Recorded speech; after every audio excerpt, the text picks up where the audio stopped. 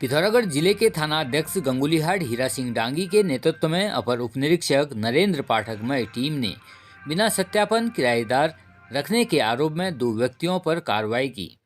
कस्बा गंगुलीहाट में पुलिस ने चेकिंग के दौरान पाया कि मकान मालिक कौस्तुभानंद उप्रेती व भोपाल सिंह ने अपने मकान में रहने वाले किराएदारों का सत्यापन नहीं कराया था, जिस पर दोनों का 83 पुलिस अधिनियम के तहत 5-5 हजार रुपये के नगद चालान किए गए।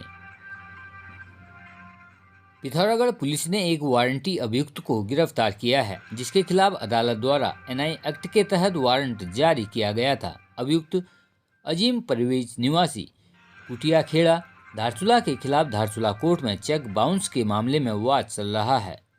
कोर्ट से बार बार समन भेजे जाने के बावजूद अभियुक्त पेश नहीं हुआ था। उक्त अभियुक्त को आवश्यक कानूनी प्रक्रियाओं के बाद न्यायालय में पेश किया गया। पिथौरागढ़ जिले के चौकी घाट पुलिस ने ईमानदारी और सेवा भाव का एक उत्कृष्ट उदाहरण प्रस्तुत किया है। चौकी घाट पर तैनात कांस्टेबल संजू राम को एक बैग मिला, जिसमें 2 सोने के मंगलसूत्र, 1 सोने की अंगूठी और नगद धनराशि बरामद हुई। बताया कि ज्योति त्रिपाठी निवासी लमता पिथौरागढ़ जो अपने निजी वाहन से जा रहे थे, उनका बैग गुरना मंदिर के पास गिर गया था। चौकी पर मौजूद कर्मचारियों ने बैग को हिफाजत से रख लिया और संबंधित व्यक्ति को सुपुर्द कर दिया। अपना बैग पाकर वह व्यक्ति अत्यधिक प्रसन्न दिखाई दी और पुलिस कर्मियों का आभार व्यक्त किया गया।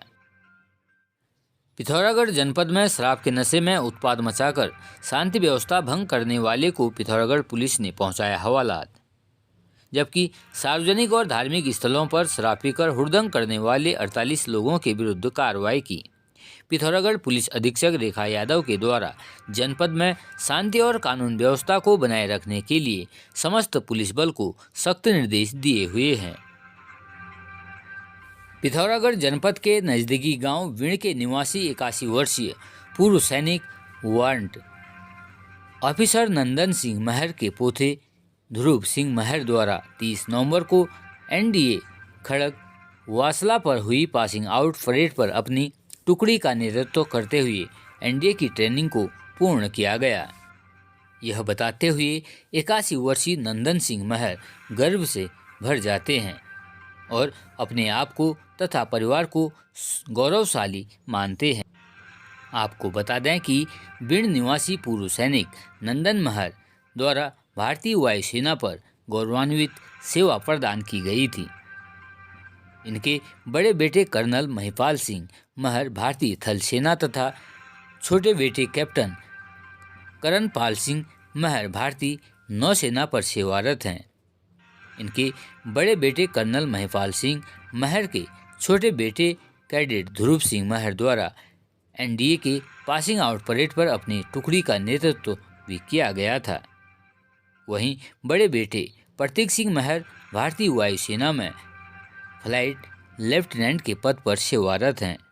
लगातार देश सेवा पर 3 पीढ़ियों से अधिकारी के रूप में सेवाएं प्रदान करना एक गौरव की बात है। इस उपलब्धि पर पूरे गांव में खुशी की लहर है। पिथौरागढ़ जिले के डीडीहाट ग्राम सभा डुंगरा भागीचौरा के ग्रामीणों के लिए 1 दिसंबर 2024 का दिन ऐतिहासिक दिन रहा है, जहां दीपक पोखरिया के साथ पूरे गांव के लोगों के द्वारा कंधे से कंधा मिलाकर जेसीबी मशीन लगाकर सड़क अपने गांव तक पहुंचाने की शुरुआत कर दी गई है। सबसे अहम बात तो यह है कि कई बार ग्रामीणों के द्वारा शासन प्रशासन से निवेदन करने के बावजूद भी ग्रामवासियों को सिर्फ आश्वासन ही मिला, जिसके बाद गांव के लोगों ने दीपक पोखरिया के साथ मिलकर बिना किसी शासनिक और प्रशासनिक सहायता से ही रोड की शुरुआत कर दी।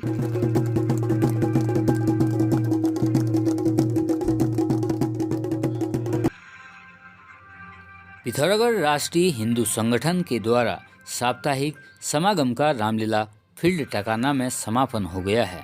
कार्यक्रम की अध्यक्षता स्वामी गुरुकुलानंद कच्चाहरी के द्वारा की गई। इस दौरान उन्होंने सनातन धर्म में प्रकाश डालते हुए विस्तार से चर्चा की।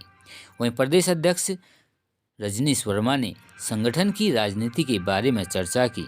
इस दौरान संगठन को विस्तार देने के लिए संगठन के द्वारा नए दायित्व दिए गए, जिसमें आदित्य को जिला महासचिव निगरानी समिति बनाया गया है। वहीं नगर अध्यक्ष की जिम्मेदारी शेर सिंह धामी और किशोर लोहिया को नगर सचिव की जिम्मेदारी दी गई है, जबकि मंजू जोशी को नगर अध्यक्ष बनाया गया है। उक्त कार्यक्रम में जिला अध्यक्ष हेम सिंह, प्रदेश सचिव अमित कश्यप सहित अनेकों लोग मौजूद रहे। शीतकालीन वनाग्नि रोकथाम के उद्देश्य से अभिलाषा समिति पिथौरागढ़ ने एक बार फिर उत्तराखंड के विभिन्न जिलों में कार्यशालाओं का आयोजन प्रारंभ कर दिया है। चंपावत जनपद के राजकीय इंटर कॉलेज देवीधुरा में वन प्रभाग चंपावत के देवीधुरा रेंज द्वारा आयोजित कार्यक्रम में अभिलाषा समिति के निदेशक डॉक्टर किशोर कुमार पंत ने विषय विशेषज्ञ के रूप में सहभागिता की। इस दौरान डॉक्टर पंत के द्वारा अनेक मुद्दों पर चर्चा की गई। आपको बता दें कि अभिलाषा समिति वर्तमान में शीतकालीन वनाग्नि रोकथाम पर जागरूकता अभियान चला रही है। यह मुहिम पर्यावरण संरक्षण और समाज को जागरूक करने की दिशा में महत्वपूर्ण कदम है। उत्तराखंड राज्य के हल्द्वानी से एक हैरान कर देने वाला मामला सामने आया है।